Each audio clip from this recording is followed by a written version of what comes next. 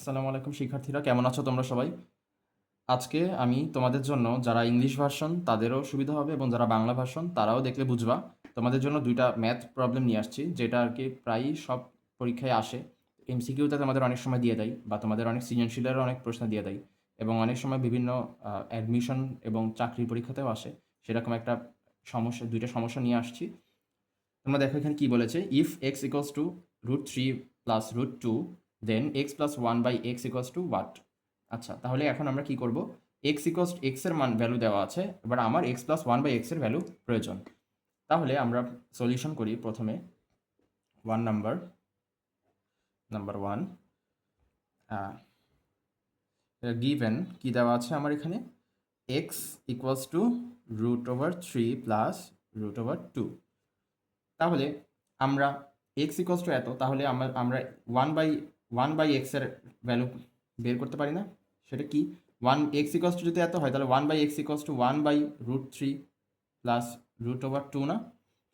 এখন তোমরা মনে রাখবা, যখন এইরকম আকারে হবে, এখন দেখো আমি যদি সেম টাইপের এরই যদি আমি মাইনাসটাকে উপর নিচে গুণ দেই, আমরা যদি কোনো কিছুর সাথে যদি মাইনাস, ধরো এখানে 5/3 আছে, এখন এর সাথে যদি আমরা যে কোনো কিছু 2 যদি উপরে গুণ দেই তাহলে নিচে 2 দিলে সেটা ব্যালেন্স হয়ে যাবে না? কারণ এটা যদি কেটে যায় তাহলে ঠিকই 5/3 থেকে যাবে। সো আমি যদি এর সাথে যে কোনো কিছু নিতে পারি, 2 বলে না, আমি যদি 5 নিতাম তাও নিচেও 5 নিতে হতো। আমি যদি যে কোনো কিছু যা নিব নিচেও সেটাই নিতে হবে আমার। ঠিক আছে? তো তাহলে আমার ব্যালেন্স হয়ে যায়, আগেরটাই থেকে যায় কাটাকাটি গেলে। তো এই জন্য আমরা ইকুয়াল দিয়ে, সমান দিয়ে, আমরা উপরে এটারই নিচে যেটা হরের বা তোমাদের যেটা ডিনোমিনেটর বলে সেটারই আহ, সেটারই নেগেটিভটা নিব আমরা। ঠিক আছে? তাহলে উপরে যদি নেগেটিভটা নিই তাহলে কি হবে? √3 মাইনাস √2। আর নিচেও যদি নেই তাহলে যেটা ছিল আগে সেটা থেকে যাবে, তার সাথে √3 মাইনাস √2। এখন দেখো, উপরে তো √3 মাইনাস √2 আছে, আর নিচে একটা সূত্র হয়ে যায় না? কিসের সূত্র হয় বলো তো? দেখো এরকম একটা সূত্র জানি না আমরা, a plus B into a minus B. এটা কিসের সূত্র? a স্কোয়ার মাইনাস বি স্কোয়ারের সূত্র। ঠিক আছে? তাহলে এখানেও সেম সূত্রটা হয়ে যাবে না? তাহলে এখানেও, কারণ √3-কে যদি আমরা a চিন্তা করি এবং √2-কে যদি b চিন্তা করি, তাহলে a plus B into a minus B আকারে আছে। তাহলে এক্ষেত্রে কি হবে? √3 এর a স্কোয়ার মাইনাস √2 মানে B square, a square minus B স্কোয়ারের সূত্র হয়ে যায়। তাহলে কি হবে এবার? √3 মাইনাস √2 উপরে, আর নিচে 3। √3 এর স্কোয়ার করলে রুট আর স্কোয়ারে চলে যায়, তাহলে 3 থেকে যাবে। আর এক্ষেত্রেও সেম, 2, 3 মাইনাস 2, 3 মাইনাস 2 কত? 1। তার মানে √3 মাইনাস √2/1, এবং নিচে 1 থাকা যা না থাকাও তো তাই, তাই না? তার মানে কি হয়ে যায় এটার ভ্যালু? √3 মাইনাস √2। ঠিক আছে? এখন যদি এবার আমরা এক্স প্লাস 1/x দেখি, এবার এইটা এইটা এবার এক্স এরও মান পেয়ে গেছি, 1/x এরও মান পেয়ে গেছি, তাহলে এই দুইটাকে যোগ করে দিলেই তো এক্স প্লাস 1/x এর মান পেয়ে যাবো আমরা। আর দুইটা এক্স এক্স এক্স এর ভ্যালু কত? √3 প্লাস √2, √3 প্লাস √2। আর 1/x এর মান কত? √3 মাইনাস √2। তাহলে যেহেতু এটা প্লাস, তাহলে প্লাস √3 মাইনাস √2। ঠিক আছে? তাহলে কি হয় এবার দেখো, প্লাস √2 আর মাইনাস √2 চলে যায় না? ঠিক আছে, চলে যায় এটা। আর থাকে কি? থাকে হলো প্লাস √3 প্লাস √3, মানে কয়টা √3? দুইটা √3, তার মানে 2√3। এটাই আমার উত্তর। ঠিক আছে? আচ্ছা, এইবার আমরা এইটা চিন্তা করি তো কি আছে? F of x equals to √x² minus C, এবং এফ অফ 8 ইকুয়ালস টু √7। তাহলে সি ইকুয়ালস টু হোয়াট? তাই না?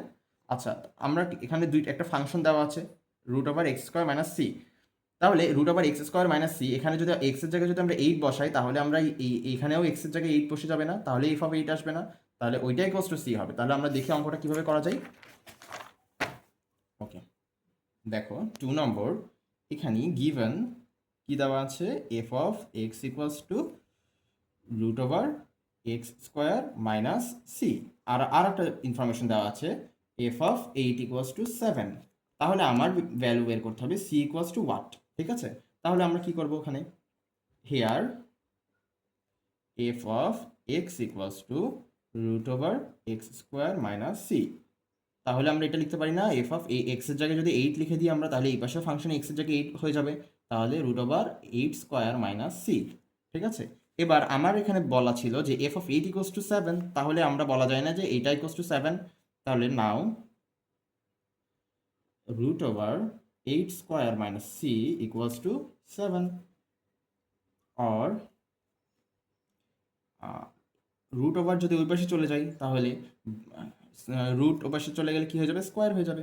তাহলে 8 স্কোয়ার মানে কত, 64, 8 into 8 64 minus C equals to এই রুট ওভারটা ওই পাশে চলে গেল, তাহলে 7 স্কোয়ার মানে 49, আর 64 মাইনাস সি ইকুয়ালস টু 49।